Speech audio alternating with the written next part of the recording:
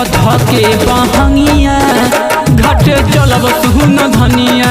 कान्हे पौधा के बहंगिया घाटे चलब सुन धनिया।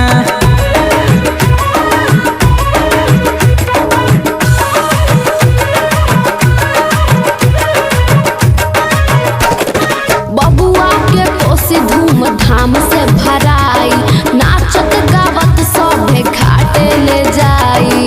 मनवा के आस तहरा सदर हो पुराए, छुट्टी लेके काले घरे आई जाए। तनिको राजा जी कर ना देरी, खर्चा करे के अब आइल बबेरी।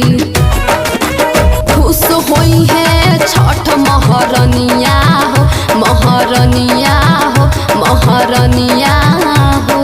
कान्हे पौधा के बहंगिया घाट चलब सुन धनिया। कान्हे पौधा के बहंगिया घाटे चलब सुन धनिया। आई जा घरे बुझ हमर बात, दौरा उठाई चले के बछठी घाट। तनी बुझ हमारे परेशानिया हो, परेशानिया हो, परेशानिया हो। कान्हे पौधा के बहंगिया घाट चलब सुन धनिया। कान्हे पौधा